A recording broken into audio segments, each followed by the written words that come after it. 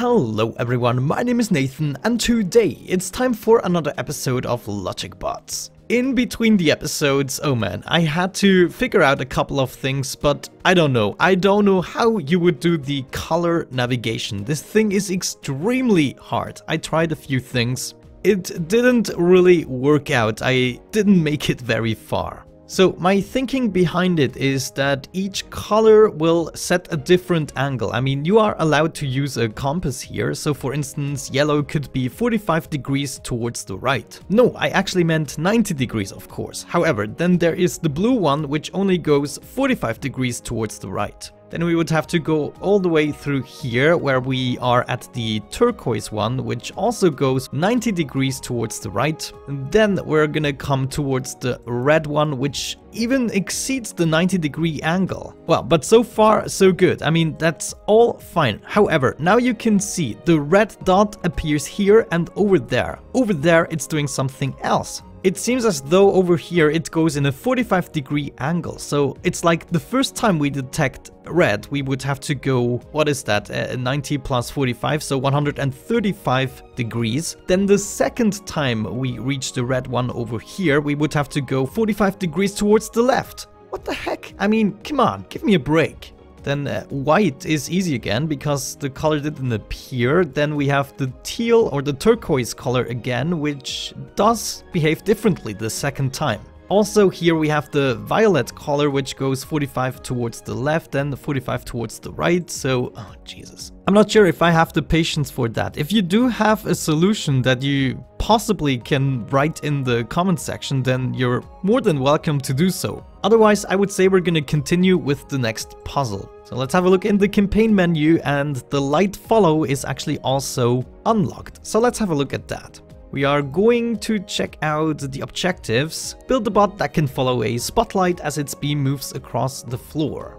That is mighty interesting. Let's have a look at the level. And it is completely dark except this spot here. So I assume we actually start in the spot, and then the spot is going to move around and we will have to follow it. I assume that because I already know it. So I did also fiddle around with this guy, and I actually made myself one of those text documents in order to accomplish this. I do believe there are slicker solutions around, but this is what I came up with. I actually tried it first with this body because I just like this one the most. However, they do have different speeds, and the speed of this guy was just too fast for the beam. So we're gonna go with the slowest guy right here. Gonna place that bad boy here, and we're gonna enable all of the helper lines. I'm gonna do the usual stuff first. We're gonna add a couple of wheels, one right there, which is the right motor, and another one on the other side, which is the left motor. There we go. And they're also facing the right way. Let's also add a caster ball right here in the front. Beautiful. So the new things we are gonna add are light sensors. And on the right side, you can see they have quite a high sensitivity, 1000. That's incredible. And thinking about that, I realized what we have to do is probably compare the light levels with two different sensors. And let's say, for instance, on the right side, the light level is lower. That means we would have to move the vehicle towards the left side or turn it slightly towards the left in order to get back into the light. So let's place one of these sensors on either side. I already made my snap lines for that, of course. There we go. And we're gonna name this guy the left sensor and this guy the right sensor. I'm also gonna install a couple of number monitors just so you guys can see what's going on. Okay, there we go. I think that's all we need for our little vessel here. Let's go ahead and have a look into the circuit board. I'm gonna place my guy up here. And we have the left sensor first with the left monitor right there, and the right sensor here with the right monitor. Let's already input those guys because we know we can do that. And then we have our pass-through right here. So that's where we start. So considering what I said before, what we have to do is compare the left sensor with the right sensor. And if the left sensor is smaller than the right sensor, then we want the left motors to run so that we make a right turn. And the other way around as well. If the right sensor is lower than the left sensor, then we want to make a left turn. So let's set up these two sentences. We need comparison less than, and I think, yeah, we need to split things up considerably. Let's do that and that. We're also gonna add two signal splitters right here and there. Good. Now, first logic is if the left sensor is smaller than the right sensor, then we want to activate the left motor. The second sentence is if the right sensor is lower than the left sensor, then we want to activate the right motor, right? Yeah, that should be good. Now, there will be a problem, but I actually have a good idea how to solve that. Let's go ahead and have a look at the course. You can see as soon as the right motor goes below it, the cart actually starts moving. And now it's just basically using one wheel after another in a very quick succession in order to remain within the light. So that is pretty good. Let's go ahead and speed things up a little bit until we reach the finish line, because that's where we reach a problem. And I was thinking about that, and I came up with a solution that requires a lot more parts. And I do believe you can do it much slicker, but that's where my logic skills are not quite doing the trick for me. But I believe I could do something with NOT gates or so. Anyways, we're reaching the finish lines right here, and you can see since the light doesn't continue, we cannot actually go across the finish line. I want to understand it, so I'm only gonna do the designs that I do understand. The third sentence I'm going to add in order to solve this is if both sensors are detecting the same light level, then I want the left and right motors to go as well. So let's go ahead and actually add that. We're going to add an equal sign, and we're also gonna have to add a few more splitters. There are actually three-way splitters in future scenarios, and I'm looking forward to use those. Okay, this pass-through is going right here, the splitter is hooking up to this splitter, then we have the same thing on the other side to get some symmetry in the joint. We can hook this up to this equal sign, and then let's do this one all the way over to here. That's just how it goes, and then we can do the same thing as before. We compare this and that and this and that. Cool. So now we need an OR gate, don't we? And another splitter. Oh, geez. Yeah, so that is really not a slick solution, but it is a solution nonetheless. So those guys will have to be hooked up right here and there. And the splitter goes here and there. We hook up the equal sign. And of course, we shall not forget the motors. It looks chaotic. I'm so embarrassed. But I do believe this is going to work. I actually abandoned the mission as soon as I saw it kind of behaves the way I wanted to. Now, of course, oh geez, that is not supposed to happen. Okay, now we're losing the light. Let's actually do this again. I want to see if that is... Oh no, I should have done more testing. But there we go. We are actually catching up with the light, and now it's doing that. Oh geez, please catch up. Yeah. Oh man, we are too fast or too slow, I don't know. Oh man, here it is actually great that the light has such a low sensitivity, so we can always catch back up once we get out. How could we make this bot slower, I wonder? But there we go, we actually made it. We just weren't in budget, yeah. Okay, that's fine enough with me, but I wonder, there is actually a way to place the wheels a little bit worse than they are now, and this should maybe make the bot slower, maybe. Let's place it here, and now you can see it's kind of slanted, and that should slow it down, in theory, you know, something along these lines. Let's test this out again and see if it behaves better. There we go. Okay, that's what I was talking about. And it's actually a good trick. If you need your vessels to be a little bit slower, at least with this body, you can do that. We are still, of course, not gonna be within budget, but I just wanted to see if that adds some more elegance to the solution. Good, we completed it. Let's go ahead and have a look into the campaign menu. Now, everything is unlocked from this menu, that's good. So the color navigation I cannot do. I spent about an hour without a clue on it, and that's the limit I gave myself to try and understand a level. So, give me a few minutes and I check out these levels in order to get an idea, and then we can hopefully solve them together. See ya in a second.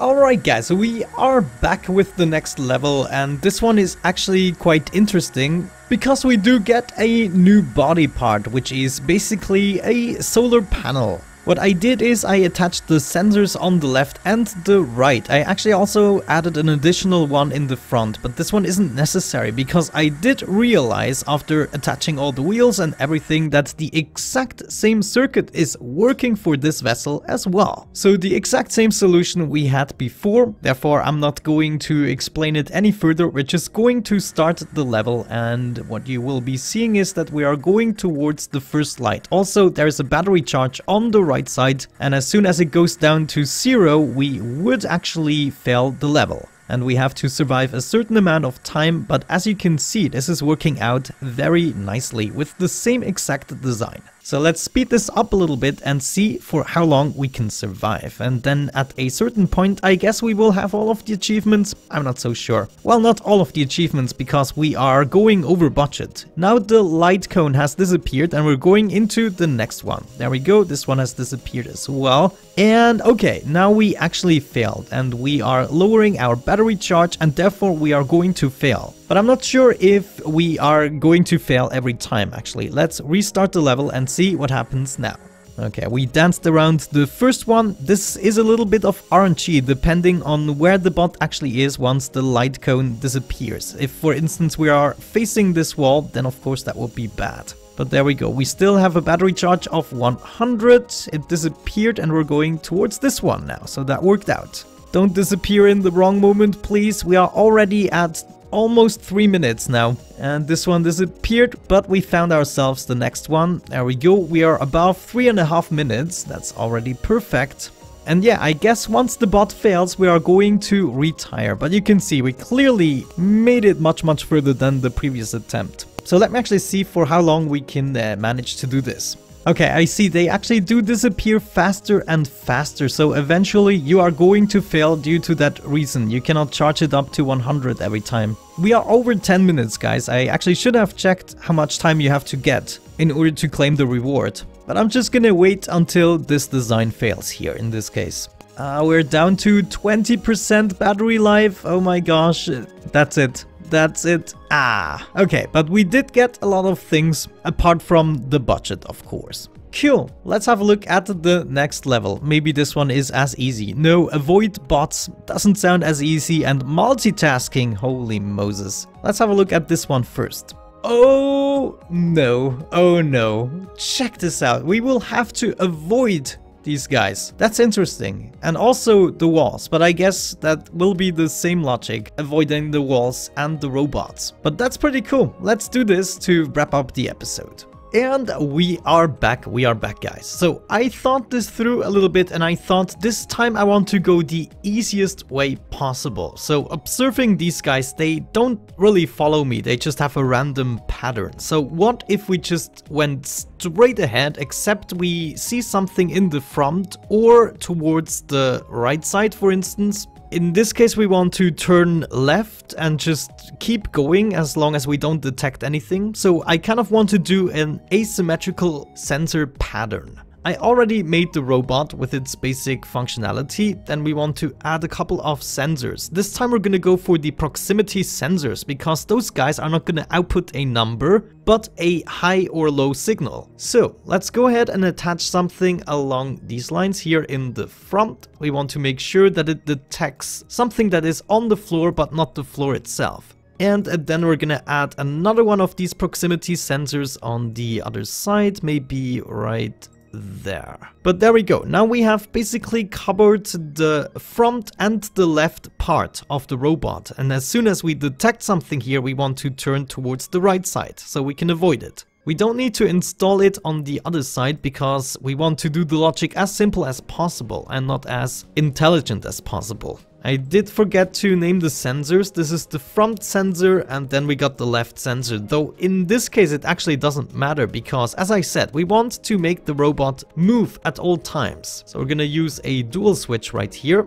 enable the left and the right motor. Next up we want to place our sensors right there and here. then, as I said, since we have placed the sensor on the left side, we want to make the robot turn towards the right. So we would have to invert the right motor direction. Yeah, I think that's right. Therefore, we're going to need an OR gate because we want to have both of these signals activate the rotation. This OR gate is going to go towards the right motor direction, and that should theoretically be it. We detect something and then turn towards the right. Yeah, that's perfect. And it should also work with the wall. Yeah. Now we're just gonna hug the wall until we reach another robot that is gonna be in our way. Let's speed things up a little bit and see if somebody... Yeah, looks like this guy is gonna be in our way. So we are approaching it slowly, turn away. That's great. Approaching this guy. Okay, it's gonna make us go through the minefield, but I think we can reach the wall again and continue around here. Oh, okay. That was a little bit of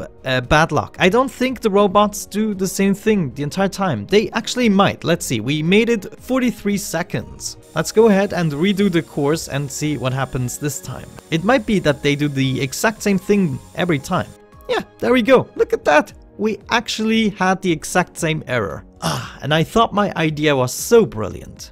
Okay, so why don't we add a third mechanism? Maybe if we detect something on the right side, then we want to go backwards. That could be a thing, right? So we're gonna add another proximity sensor and we do something like that. Yeah, that should be good. Gonna add that right here. So this guy should reverse both of the motors. So we are gonna need yet another OR gate, I think, in the chain here. Yeah, let's go ahead and add those guys right there. This guy to the OR gate, and then we need a splitter right there. So as soon as the right sensor detects something, we want to reverse both of the motors. There we go. Let's see what that does. It should still function the same way, except we detect something on the right side. Then we are basically gonna move backwards, hopefully. But I guess this is the crucial part here. It's actually interesting that it is not randomized, this puzzle here. There we go. Now we're moving in and we should be detecting something on the right side very soon. Let's see what it does. This guy here.